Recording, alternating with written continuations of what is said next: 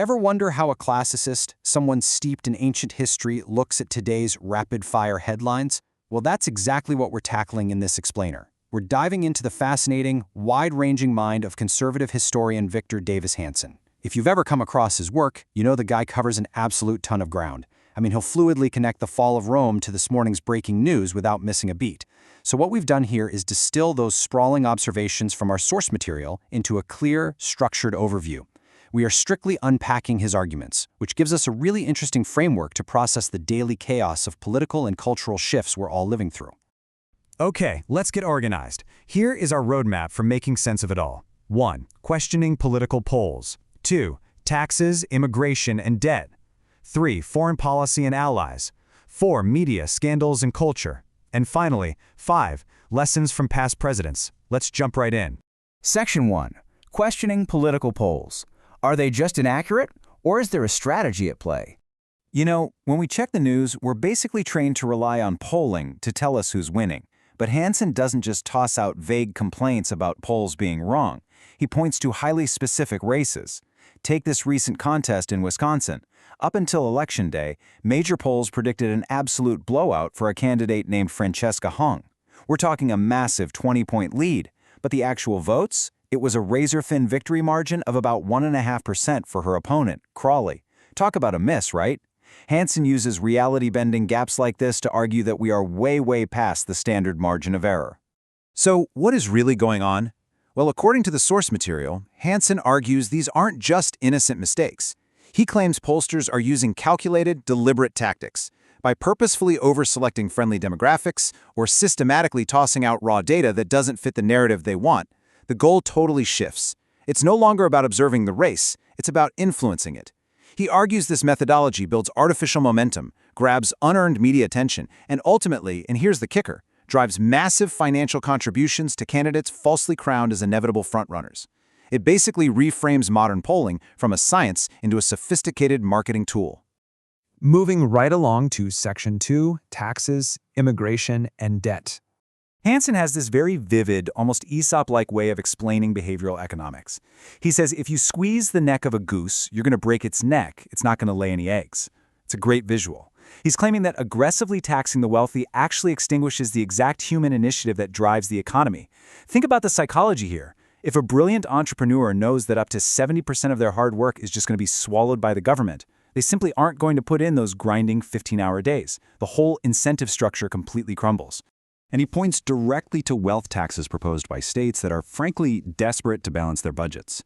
We're talking about things like Rhode Island's so-called Taylor Swift tax on second homes, widespread mansion taxes, billionaire taxes, and massive surcharges on real estate over $10 million. Hanson views these moves as totally destructive. Why?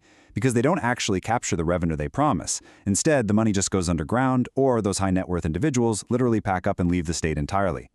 Understanding this dynamic is absolutely crucial because it completely reshapes where jobs and wealth are concentrated across the country. Now, Hanson argues this localized economic strain is severely compounded by unchecked immigration.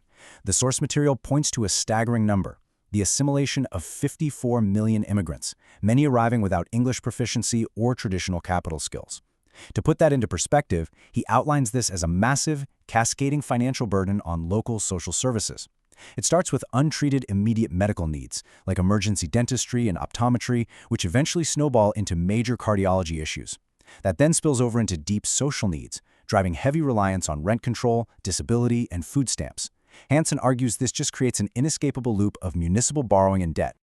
Let's zoom out a bit for Section 3, Foreign Policy and Allies.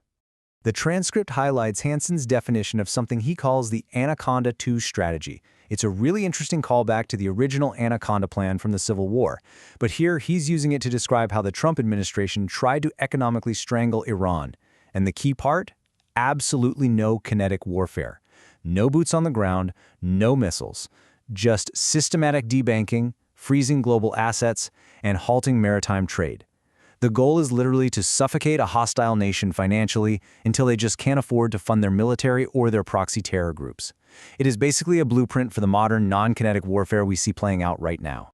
Shifting to today's active global conflicts, Hanson frequently points out a really stark numerical contrast. Since early 2022, we're looking at roughly $200 billion in U.S. foreign aid for Ukraine. Now contrast that with roughly $30 billion allocated to Israel over a similar time frame.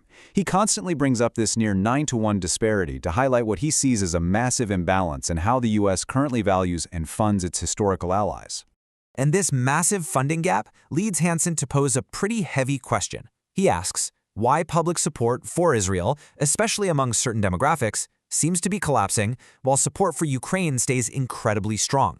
He looks back at the 1973 Yom Kippur War, pointing out that Israel was brutally attacked preemptively in both instances, yet the political reaction today is completely different. It really forces us to think about why our foreign alliances are shifting in the modern era, and how that impacts both global stability and our own national security. Okay, changing gears slightly to Section 4, Media, Scandals, and Culture. Let's look at the Jason Arde controversy, which Hanson uses as his prime example here. So Arde claimed he was tragically trapped in his own body, totally unable to move or speak for years. But then, almost impossibly, he also claimed to have run 30 marathons in 30 days. Despite these completely conflicting, physically impossible claims, he was still hired as a prestigious scholar at Cambridge University and even snagged a huge publishing deal with Simon & Schuster. For Hanson, this hits the nail on the head regarding institutional decay.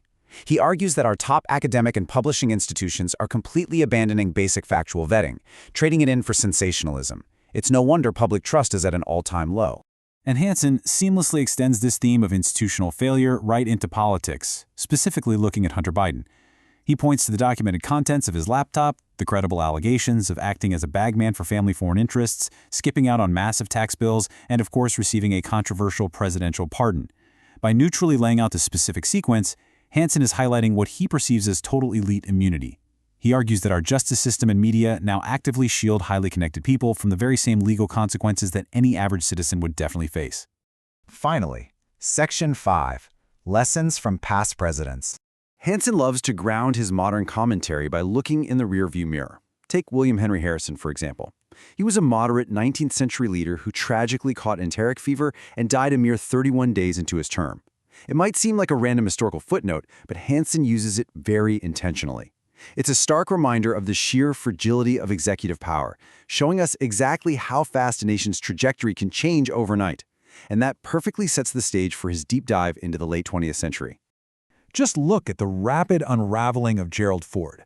This guy came into office as a genuinely beloved, everyman football player.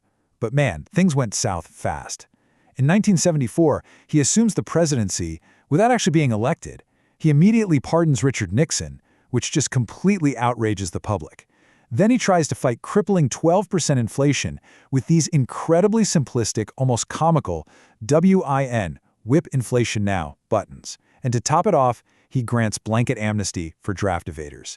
Hanson points out how this specific cascade of choices turned a popular incumbent into a defeated, one-term president in the blink of an eye. But according to Hanson, the real lasting fallout of the Ford era was that it created this Republican philosophy of losing nobly. The moderate wing, your Rockefellers, your Fords, basically took over the party. They labeled hardline conservatives, even guys like George H.W. Bush back then, as just way too extreme. This ushered in decades of incredibly polite, moderate campaigning. Think Bob Dole or the early George W. Bush years. Maintaining this dignified country club image became way more important than actually fighting for bare-knuckle political wins. And this decades-long era of polite politics is exactly what Hanson argues set the stage for Donald Trump's aggressive brand of populism. Millions of voters felt completely ignored by polite political elites who frankly weren't accomplishing much, so they embraced a new mindset. Hanson sums it up perfectly. I'm going to win ugly anyway, I'm tired of losing nobly. It is a total, unashamed rejection of the old polite rules of politics. The electorate essentially decided that dignified losses just weren't going to cut it anymore. They wanted actual policy wins, no matter how messy. Which brings us to one final really provocative thought to ponder. Looking at everything we've unpacked in this explainer, from the marketing spin of political polls and shifting foreign aid to cultural scandals and this massive populist shift, are we watching a necessary, healthy political correction that's finally rejecting outdated orthodoxies? Or are we just witnessing the real-time collapse of our foundational institutions? It is a massive question, but hopefully stepping into Victor Davis Hanson's worldview today has given you a much sharper lens to figure that out for yourself. Thanks for joining me for this explainer.